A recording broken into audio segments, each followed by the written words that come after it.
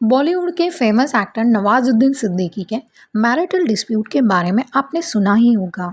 लेकिन नवाजुद्दीन सिद्दीकी अपने दो भाइयों के साथ प्रॉपर्टी और पैसों के लेकर विवाद में है। नवाजुद्दीन अपने भाई और एक्स वाइफ के विरुद्ध 2023 में डिफॉर्मेशन सूट फाइल करते हैं क्योंकि उनके भाई और एक्स वाइफ ने उनके चीप वीडियोस बनाए थे, उनके अगेंस्ट सोशल मीडिया पर डिफेमेटरी पोस्ट डाले थे, जिसके अगेंस्ट नवाजुद्दीन सिद्दीकी कोर्ट में डिफॉर्मेशन सूट फाइल करते हैं। 10 अक्टूबर 2025 यानी कि कल के दिन बॉम्बे हाई कोर्ट ने इस केस में निर्णय सुनाया है। इस केस में नवाजुद्दीन सिद्दीकी ने अपनी एक्स वाइफ अंजना पांडे और भाई शम्सुद्दीन के अगेंस्ट सूट फाइल किया था, जिसमें उनके ऊपर मानहानि का आरोप कर 100 करोड़ रुपए का मुआवजा मांगा था। आइए जानते हैं पूरा मामला क्या था।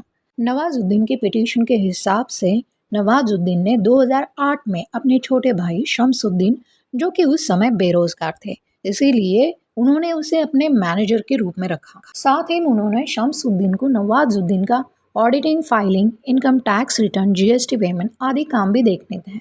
इसके लिए नवाजुद्दीन ने अपने credit cards, debit cards, ATM card, sign किए chequebook, bank password, email address आदि सारी आवश्यक चीज़ें उनका फाइनेंस वर्क हैंडल करने के लिए देकर रखे हुए थे, ताकि नवाजुद्दीन अपने एक्टिंग पर फोकस कर सके। नवाजुद्दीन आरोप करते हुए आगे बताते हैं कि नवाजुद्दीन की दी गई चीज़ों का शम्सुद्दीन ने गलत फ़ायदा उठाते हुए नवाजुद्दीन के साथ चीटिंग और फ्रॉड करना शुरू कर दिया था। शम्सुद्दीन ने कई जॉइंट प्रॉपर्टीज़ खरीदी, लेकिन नवाजुद्दीन को झूठ बताया कि वो प्रॉपर्टीज़ उसने नवाजुद्दीन के नाम पर ही खरीदी है। इन प्रॉपर्टीज़ में महाराष्ट्र के बुल्धाना शहर में यारी रोड पर flat, semi commercial property, Shahpur में फार्म हाउस, दुबई में कई प्रॉपर्टीज, साथ ही में 14 व्हीकल्स, जिसमें रेंज रोवर्स, BMW जैसी कार और अन्य कई व्हीकल शामिल हैं।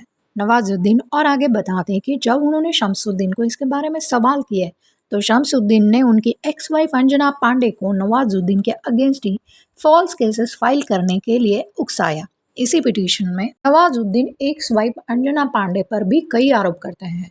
वो बताते हैं कि अंजना ने शादी से पहले उन्हें अनमैरिड मुस्लिम वुमन बताया था, लेकिन बाद में नवाजुद्दीन को अंजना की असलियत पता चली कि वो एक हिंदू है, और इतना ही नहीं, अंजना पहले से ही शादीशुदा भी थी।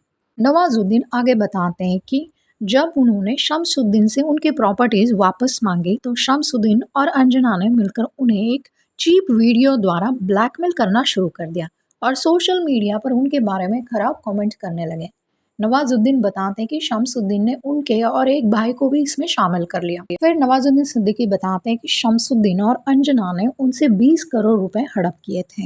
एज अ मैनेजर शम्सुद्दीन उनके सारे मीटिंग्स का एक्सेस था, इसीलिए उनके मीटिंग्स के कॉन्वर्सेशन के ऑडियो एंड वीडियो उन्होंने बना लिए थे।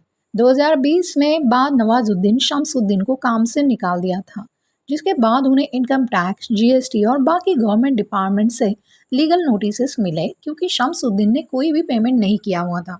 उनके पूरे 37 करोड़ रुपए के अनपेड ड्यूज थे। नवाजुद्दीन अपने एक्स वाइफ अंजना पर आरोप लगाते हुए बताते हैं कि वो बच्चों के लिए जो एजुकेशन पर मंथ 10 लाख रुपए दे रहे थे, वो भी सारे अंजना ने यूज़ कर लिए। इसके अलावा उन्होंने अंजना की खुशी के लिए 2.5 करोड़ रुपए प्रोडक्शन हाउस के लिए भी दिए थे। आगे नवाजुद्दीन बताते हैं कि इसीलिए उनकी अपकमिंग फिल्म्स शम्सुद्दीन और अंजना के फॉल्स वीडियोस और पोस्ट की वजह से उनको पोस्टपोन करनी पड़ी। वो बताते हैं कि वो पोस्ट और आर्टिकल्स इतने शर्मनाक थे कि उन्हें सोशल गैदरिंग और घर से बाहर निकलने में भी शर्म आने लगी। देयरफॉर नवाजुद्दीन ने कोर्ट से की गई प्रार्थना में शम्सुद्दीन और अंजना के द्वारा सोशल मीडिया पर पोस्ट और उन्हें बदनामी या मानहानि पहुंचाने वाले किसी भी कंटेंट को या पोस्ट या पब्लिश करने के विरुद्ध परमानेंट इंजंक्शन यानी स्थायी रोक लगाने की मांग करते हैं। साथ ही में उन दोनों को ने जो पहले मानहानिकारक पोस्ट डाले हैं, उसके लिए भी वो पब्लिक अपोलॉजी की डिमांड करते हैं। नवाजुद्दीन सिद्दीकी शम्सुद्दीन और अंजना से उन लोगों के बारे में भी जानकारी चाहते हैं जिन्होंने उन्हें फॉल्स और मैलिशियस इंफॉर्मेशन कन्वे करने के लिए अप्रोच किया था। तो इस तरह से नवाजुद्दीन सिद्दीकी ने अपने भाई और एक्स वाइफ के अगेंस्ट डिफॉर्मेशन सूट तो फाइल किया, लेकिन नवाजुद्दीन सिद्दीकी खुद और उनकी लीगल टीम कोर्ट में मल्टीपल प्रोसीडिंग्स में अपीयर ही नहीं हुए। जिसके वजह से फिर बॉम्बे हाई कोर्ट ने उनके सूट को डिसमिस करने का निर्णय दिया। वीडियो में दी गई जानकारी आपको अच्छी लगी हो तो लाइक शेयर सब्सक्राइब कर दीजिए। मिलते हैं नेक्स्ट वीडियो में कानून की नई जानकारी का।